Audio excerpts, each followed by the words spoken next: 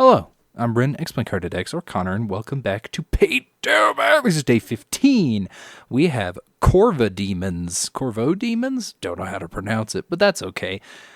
These are from a book, and if you can figure out where the book is, congratulations. You'll have a spoiler for what's going to be posted on the 30th, which is going to be kind of interesting. There's some fun stuff to be made out from that time. These creatures are, let's see here, little demons, little fiends. They're chaotic evil. I'm not going to go too far into their stats because I think they're probably, copywritten to some extent, so I don't want to spoil things, but I also don't want to just, get hit with stuff I'm not supposed to be getting hit with, so that'll be all right. Anyways, I'm doing a little brush of, I believe this is Cantor Blue, because I like the way that looks on black, and it makes things a little bit nice and dark, as well as I know that crows as well as ravens have a little bit of like a weird purplish bluish tinge to their feathers, so I threw that in there. This is I think it's Calidor Sky. I noticed in the actual picture for it, although a lot of it is very dark, the models themselves have kind of this twinge of turquoise highlights on certain bits, so I figured this would be the easiest way for me to get to that point, and I do darken them down a little bit later down the lines. Another thing that is quite fantastic about these creatures is they are very, very well written, which is super cool to see in creatures, because a lot of the times you don't get to see that, and it gives you an idea as to how you're going to play these creatures quite heavily. They have numerous abilities.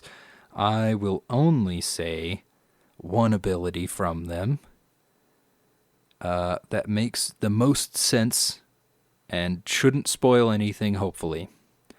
Their demonic restoration. If the Corvodemon dies outside the abyss, its body dissolves into ichor, and it gains a new body instantly, reviving with all of its hit points somewhere in the abyss.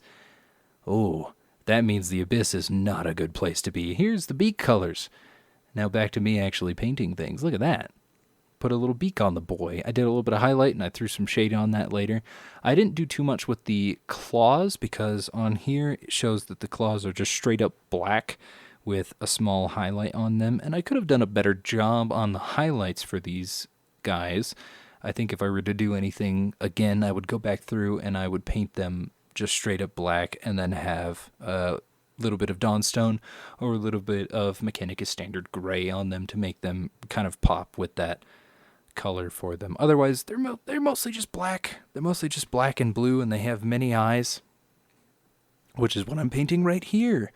Little orange bips that kind of go into these yellow spotlights for wherever they're going to be located. And I do have the other guy in the background. I believe I paint him maybe tomorrow. Maybe tomorrow is when that goes up. Maybe the day after. I don't know.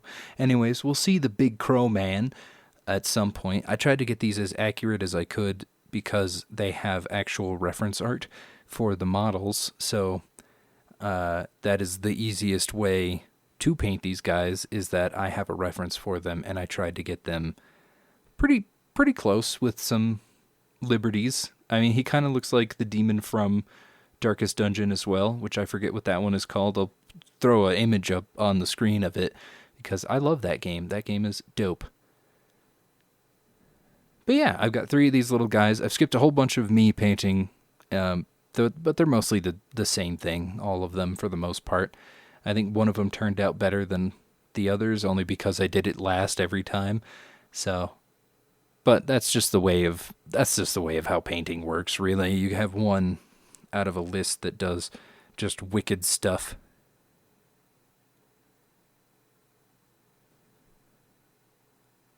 But no, they're pretty wicked, these little Corvodemons.